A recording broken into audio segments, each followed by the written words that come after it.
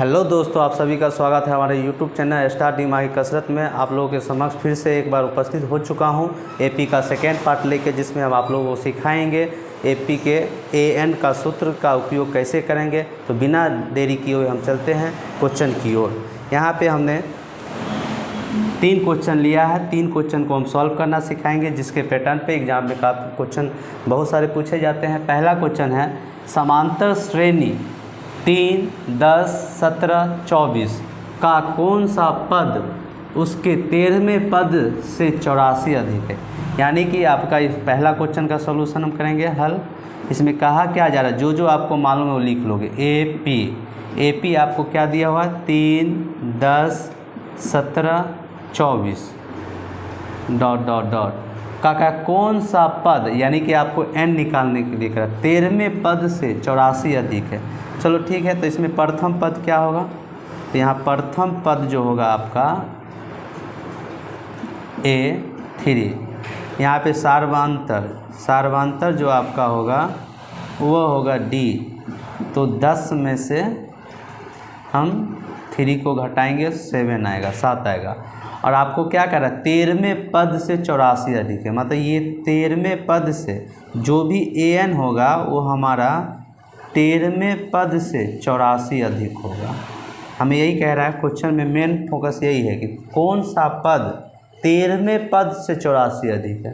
तो यहाँ पे हम सूत्र लिखेंगे। आपका सूत्र है an इक्वल टू यहाँ पर 13वां पद है तो a + 12d लिखोगे, अब प्लस 84। फिर यहाँ पे an का फार्मूला लिखोगे तो a + n - 1 × d equal to a + 12d + 84 84। A का वैल्यू आप देख लो, ए का यहाँ पे ए को ए से क्रॉस भी कर सकते हो, क्योंकि दोनों का ए का वैल्यू सेम होगा। तो आप ए से ए को क्रॉस कर दो या ए का वैल्यू आप डाल ही दो, अच्छा रहेगा। यहाँ ए का वैल्यू क्या है, 3 + n। यही तो हमें निकालना है, कौन सा पद 13वें पद से 84 अधिक है कह रहा है।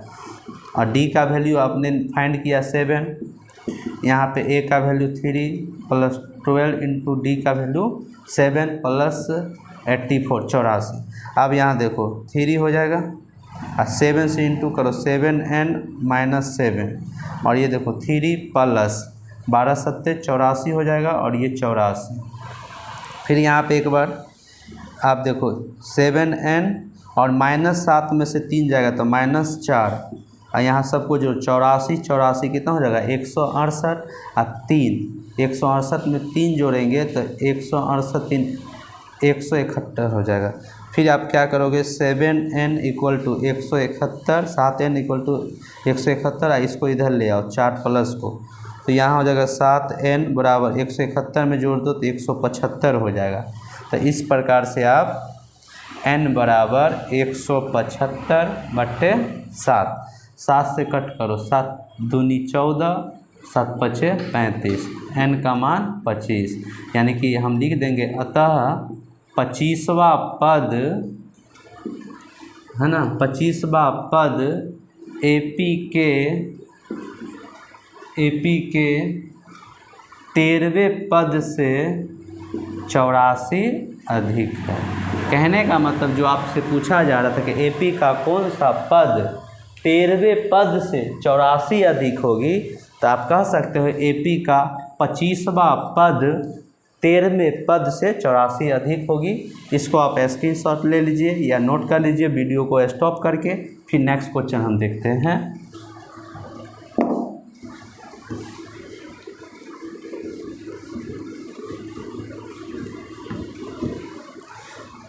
नेक्स्ट क्वेश्चन यहाँ पे दूसरा प्रश्न लेंगे, दूसरा का सॉल्यूशन करेंगे, हल लिखेंगे।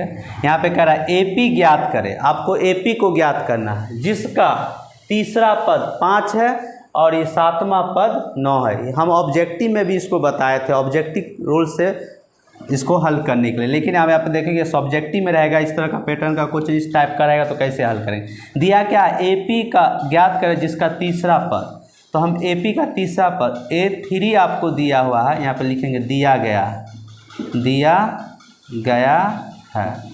A3 कितना दिया है आपको, A3 दिया है 5 और A7 क्या दिया है 9। तो अब हम इसको हल करेंगे, an का फार्मूला लिखेंगे a प्लस, जब ये तीसरा पद है तो हम इसको 2d लिख सकते हैं। तो आप बताइए, a का a रहेगा, 2d रहेगा, लेकिन an तो आपको मालूम है ना 5, यानी कि तीसरा पद के लिए ये समीकरण आपका बन गया। फिर पुनः या फिर आप देखो सातवां पद, अब इसको डायरेक्ट भी लिख सकते हैं, a प्लस 6d = 9, समीकरण 2, क्योंकि आपने यहाँ an का फार्मूला लिख दिए हैं, इस तरह समझा दिए, तो आप इसको समीकरण 1 और समीकरण 2 निकल गया। इसके बाद हम लोग इस पर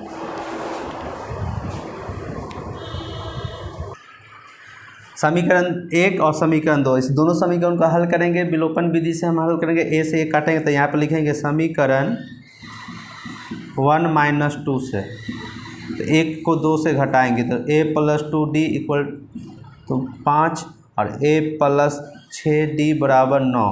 अब यहाँ देखिए, ये घटाने पे चिन्ह बदल देंगे, ये माइनस होगा, ये माइनस हो जाएगा, ये माइनस होगा, आपका ये और ये कट हो गया। -6d में से +2d को घटाएंगे तो -4d आएगा, और यहाँ -9 में से 5 को घटाएंगे तो -4 होगा। तो d = -4/4, -4 से -4 गया तो d का वैल्यू 1 हुआ। 1 को हम समीकरण 1 में रखेंगे तो लिखेंगे समीकरण 1 में d = 1 रखने पर समीकरण 1 को लेंगे, एक क्या है यहाँ पे a + 2d = 5। तो a का मान आपको नहीं मालूम है, 2 × d का मान 1 है बराबर 5। तो a + 2 को 1 से गुना करेंगे 2 होगा, 5, तो a बराबर हो जाएगा यहाँ 5 - 2। इस तरह से a का वैल्यू आपको निकल गया 3। अब आपको AP निकालना है, तो आप AP निकालते a1 बराबर क्या हो जाएगा 3, a2 क्या हो जाएगा a + d, यानी कि a का मान 3 और d का मान आपका आया था 1, तो हो जाएगा कितना 4। a3 निकालना था, a प्लस क्या लिखोगे 2d, तो यहाँ a का मान आपका है 3 और +2 × d का मान है 1, 3 2 1 2 और 3 5। इस तरह से AP आपका निकल गया 3 4 5 ... इस तरह से आप AP निकाल सकते हैं। 2 क्वेश्चन को हमने सॉल्व किया। तीसरा क्वेश्चन आप देखेंगे, इसका स्क्रीनशॉट ले लीजिए या आप कॉपी पे नोट कर लीजिए और इसी टाइप का क्वेश्चन को ढूंढ के आप सॉल्व करें। उम्मीद करते हैं कि आपका क्वेश्चन सॉल्व होगा ही।